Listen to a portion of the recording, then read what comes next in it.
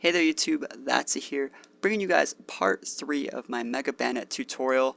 In the past 2 episodes we've looked at how to lead correctly, how to analyze the situation, and then how to effectively trade 1 versus 2 in using Mega Banette and its prankster ability. Now for this third part of the tutorial, we're going to learn how to fight in a best of 3 format. These next 2 games I have for you are me fighting against, how would you really say that? Woot00, what? I don't even know that guy's name. But we're going to be fighting the same opponent twice, and what these battles are just going to show is that even if you have a super gimmicky team, you can still play a best of 3. You just have to switch it up a little bit. So we're going to be hopping right into it pretty much right now. And we're going to be leading off with the standard Titan True, because this is going to be game 1. Sableye, Banette, going to be using the Frisk to check their item, and the potential double prankster to lay a ton of aggression on early. So we're leading off against Double Genie, Landorus, Thundurus. We scout Citrus Berry and Choice Band on that Landorus. So Choice Band is actually one of the worst case scenario items for us, because like I said, speed doesn't really affect this team that much because you're using Quash so often. So since I see a Choice Band, we're going to go for a Will-O-Wisp, and it's going to burn it, but it's still a major threat because it is so strong with that band. Look at the U-turn, it did 26% to my Sableye while being burned. That's pretty ridiculous damage. He's now going to get to go into his Gardevoir. It's going to trace Prankster, which means if it has like Taunt or something, it's going to be able to get a boost off at this first turn before it Mega Evolves. It's just something to note. It's not super important, but we are going to see him Mega Evolve. He goes for the second turn Taunt with his Thundurus, and you guys have seen this combo a million times. We go for the Quash, and we go for the Shadow Claw. It's actually not going to KO because we are intimidated, and that's just something you got to kind of live with. I knew my Banette was safe, but now my Sableye is KO'd, and I have a taunted Banette. I was contemplating going for the Gunk Shot. I did not think it would KO. Actually, I know it wouldn't. And Shadow Claw had a high crit ratio. I figured it was probably just the best idea. That's why I went for that play that turn. It also wasn't the end of the world if I lost any of my Pokemon that turn. So I go for a double switch, or I switch Banette out, sorry. Go into Latios and Breloom here. These guys have pretty decent typing, especially in this situation against Gardevoir and Thundurus. We switch into a Thunder Wave, which isn't that great, and then we eat a taunt with Breloom. Luckily, we didn't try to spore anyone that turn. We went for a Bullet Seed, where remember, we're going to be faster than the Gardevoir most of the time, and we pick it up with only 2 hits. We also go for an Ice Beam on the Thundurus, getting it to 7% before Citrus Berrying. So we've evened up the score, but we do have a Paralyzed Latios, and against an Aurorus, that's not usually a situation you want to be stuck in. So we see him go for the Protect Thunder Wave, the standard correct play. I have 2 paralyzed Pokemon, and he has the definite potential to just hacks me out of this game here. You see Latios is going to be paralyzed for this turn. So the hacks are going to start coming into play. At least that's my opponent's plan for the rest of this game. So we're going to start off turn 6. We actually aren't paralyzed. We get the Mach Punch 4 times, super effective, off onto the Aurorus. Aurorus is going to go down, and HP Ice from the Thundurus. It always comes out. There's always HP Ice on Thundurus every single time on the ladder. And my Latios actually isn't paralyzed, and I hit him with a real ice attack, hit him with an Ice Beam of my own, and now it's pretty much up to, I think, his Landorus, his burned Landorus, to win the game. And yeah, he's just not going to have what it takes. So this game didn't really showcase how to use Mega Banette per se, but it just shows how to play a standard game. I mean, Mega Banette used Shadow Claw, it scouted the item, saw the band, and forced us to go for the Will-O-Wisp early instead of trying to go for like the fake out attack play that I would normally have went for if he was just Scarfed. If he was just Scarfed, I probably would have went for like a fake out on the Thundurus and just like switched with my Banette, or you know, Shadow Clawed the Landorus anyways, or Shadow Clawed the Thundurus. But since we saw the band, I felt the need to go for the Will-O-Wisp early, because I really thought he was going to taunt my Sableye, waste my Mental Herb, and that would have meant I had no like options to ever Will-O-Wisp the Landorus. So that's why I went for that play. A little bit of a lengthy discussion there, but we are going to hop into game 2. Game 2, same person. We're going to see my team on the top this time. And he hasn't changed any of his Pokemon. He didn't bring Jelly Scent last game, but that's probably just because I have a Zapdos and a Breloom and a Banette and a Sableye. I guess I do have a lot of Pokemon that really check it. So we're going to start this game off and get right into it. So he's going to be leading off with Aurorus this time, not Double Genie, and Gardevoir. So he switched his leads up completely.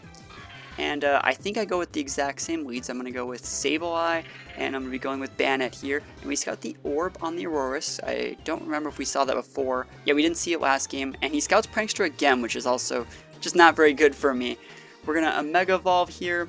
He's going to Mega Evolve. Note that it looks like I'm faster. I go for the Fake Out here, and there's no Intimidate to save him this time. And Shadow Claw is going to have to get the KO. I actually thought he was going to switch in that Aurorus here.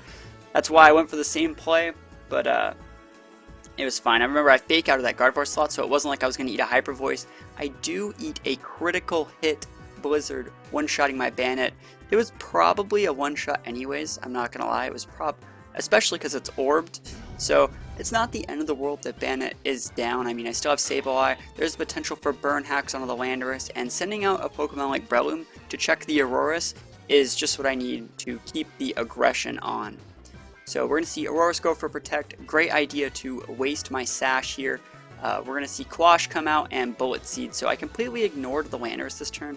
Not the smartest thing to do, but he actually only went for the U-turn on my Breloom, so I didn't get punished too hard for it. I thought he was just going to like U-turn against my Sableye and that was it, so it's fine. We're going to see Thundurus come in, so we now know all of his Pokemon. I'm slowly taking hail damage.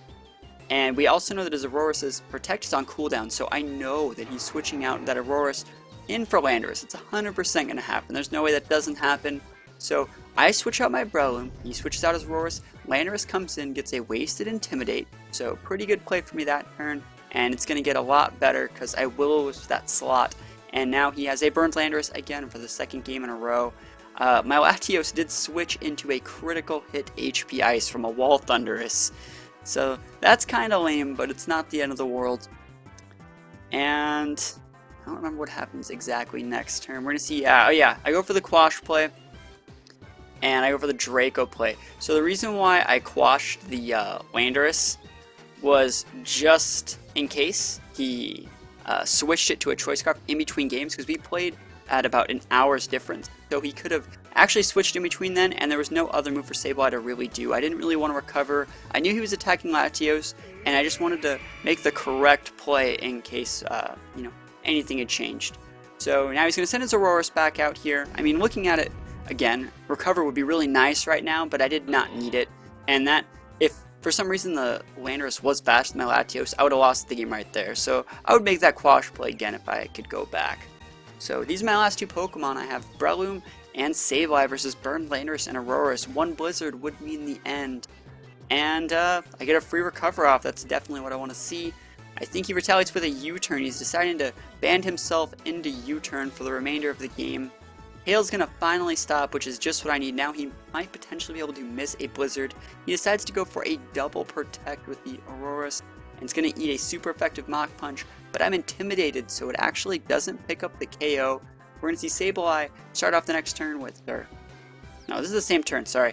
Sableye goes for Recover, and Landorus' U-turn, since it's burned, actually won't pick up the KO of my Breloom. It's only neutral damage. So there's a few turns left in the game. I go for a Protect with my Breloom. I'm really trying to stall with this Aurorus here.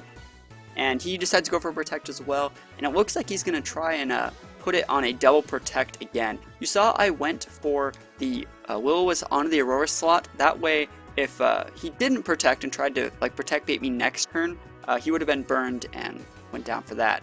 He decides to go for the second double Protect again.